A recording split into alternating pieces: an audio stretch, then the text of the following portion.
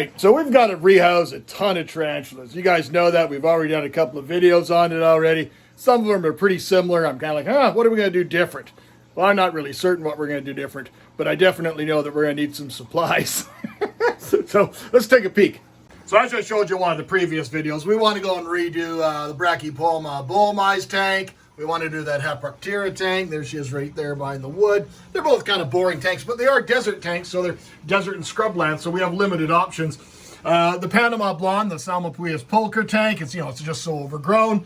And the Brazilian Blue, her tank is just an absolute disaster. It's too wet because the plant has grown too much. It's overtaken it, and now she's started building nests inside the plant because I think the environment itself is kind of starting to go sour. And then the Chromatopelma pubescens, the green bottle blue, we want to raise everything up same way that we did with the other one. So we got a lot of work ahead of us. And then when we go over here, this thing's an absolute disaster. And then we also have in here 1, 2, 3, 4, 5, 6, 7, 8, 9, 10. We got about 10 or 12 animals that need to be completely rehoused in this section here. Some are going to go into those units there, which I have more of. Some may end up in the 12 by 12 cubes. And we've got all these new centipedes and stuff that you guys don't even know about.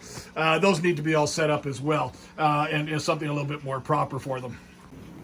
Well, this little back greenhouse in the back in the laundry room is kind of a bit of a disaster because I'm just not around enough. You can see too, I've lost so many plants in this section. It's just, I think the fan is too much for some areas, not enough for others. It's been a challenge for me to maintain the proper environment for it. But this philodendron type thing, this Birkin, I'm going to use this plant. It's not a philodendron Birkin. It's definitely not a Birkin. Birkin has those real strong variegated leaves. But I think I'm going to use that philodendron because it's got those nice thick leaves. It looks like it's getting too much light there. And I think we're going to use this fern that's kind of overtaking and growing out from the bottom. And I think those two plants are going to be used in that Tokay Pallas. We have that gorgeous Cebu Blue that's kind of taken over the entire bottom shelf there. It's doing well. And the Nepenthes that we almost lost, these things are literally just growing in the tray here. So these ones will be good. I'm not sure what I want to do with that yet. Maybe they'll go into a smaller vivarium. Not really certain, but some of this stuff is an absolute mess. So if we're going to be able to set up some of those terrariums, we need some smaller plants to kind of get started. That means we have to kind of go shopping. So we're looking for a couple of different types of scrub plants and something different for those tanks. We do have pothos already. We can take as many cuttings as we want. This tank's fine. I just want to completely redo it with a bit more scrub type stuff, not necessarily need plant life. And then when we come over, Big Boy's light's not on, but Big Boy's tanks is a bit of a mess. It's only got this one little plant that's kind of eking out here. It's got a little peperomia. It's not really doing well. You guys don't even see it. But we need to put some plant life in that one as well.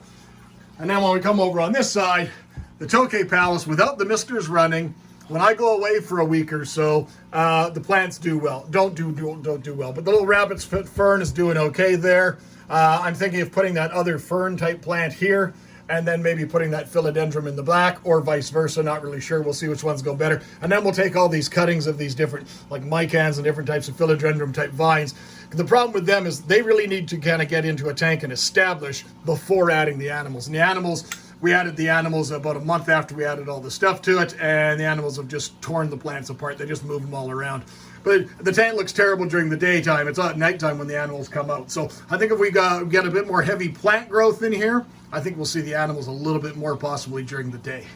That was a long drive, but we're finally here. It's one of my favorite places in Winnipeg to get a whole bunch of tropicals.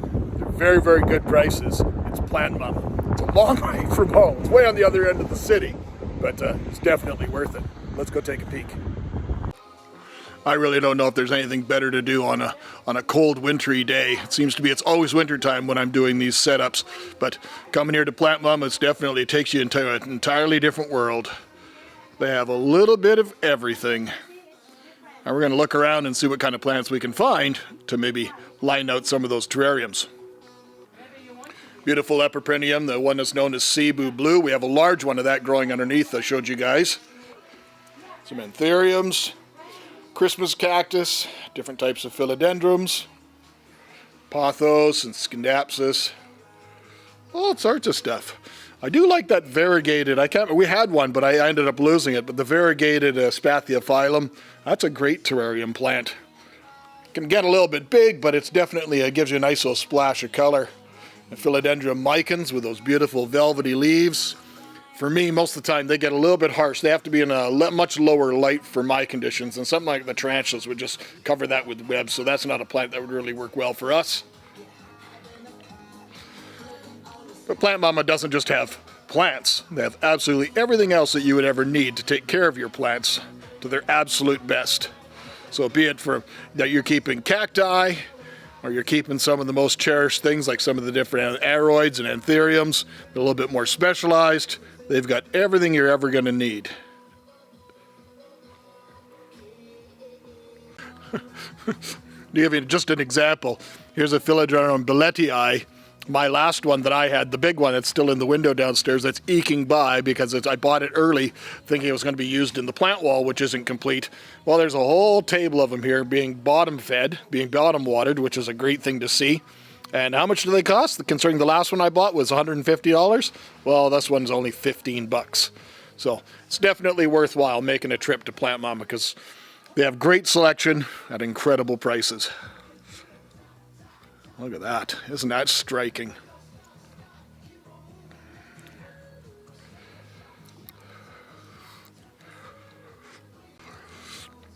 Here's also where I pick up my sphagnum moss. We're definitely going to have to get a couple of those because we use that for the isopods. We use that for our soil mixes. But my brain's already in overload just looking at the sheer diversity of the stuff that we're seeing. And we've only gone down the first aisle. I always love me some fishbone cactus. These used to be a really expensive plant back in the day. This one's on clearance for $1.50. Some African violets, aloe veras. So they got a lot of the very basic house plants. Get you guys all started. But they also have a lot of unique and specialty plants. And as we mentioned, all the different supplies. They've got all your potting mediums, everything you can ever imagine.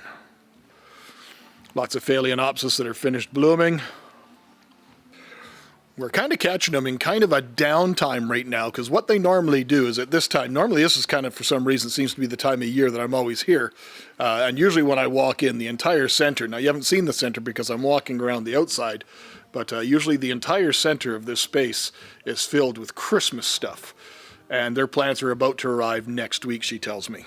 I've got to stay on focus because the things we're looking for are all the smaller stuff. These incredible bonsais. Different Hoyas, different hanging plants everywhere. So far, not a lot of really what I would look for is small stuff, which I'm often used to seeing here. But no matter what, no trip to Plant Momma is ever, you're never going to leave here empty-handed. I've already got one of those philodendron belletii I put aside, some sphagnum moss, and I'm sure just in our little wandering around here we'll find some other things to add into the mix. Little nerve plants, I love using them. I use them in that isopod, Vivarium. They work great. This one's about to flower, or just finished flowering. There's regular Spathiophilum. It's great. This one's just about to flower, or just finished flowering.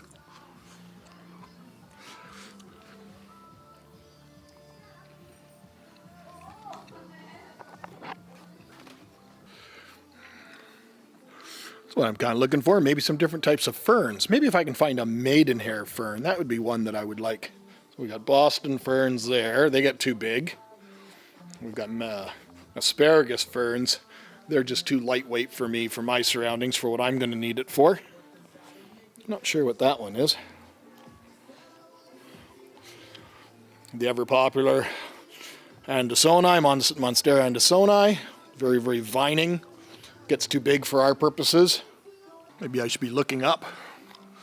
There's a real nice looking fern, kangaroo fern. Bit big for our purposes again, but really, really nice to see. Nice big healthy pots of pothos.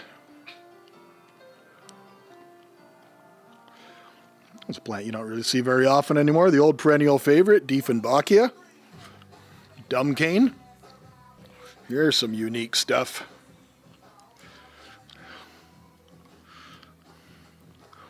What is this one? Oh, it's another Belletier, a small one.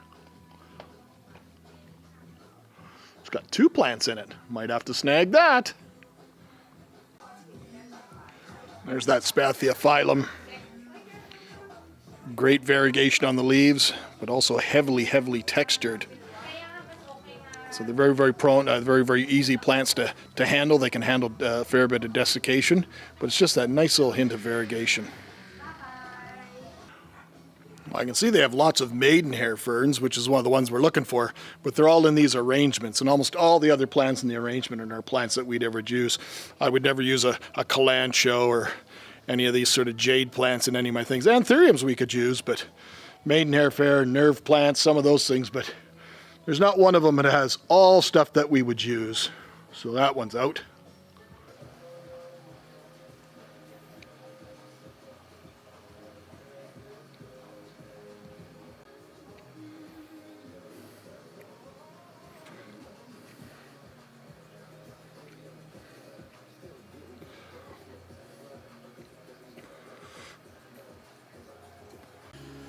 Well, we may have not found everything we were looking for, but no trip to Plant Momma is not worth it. Although we did get a nice big bag of sphagnum, and we got a couple more of those little philodendron Belletii, and they're going to look absolutely awesome on the jungle wall.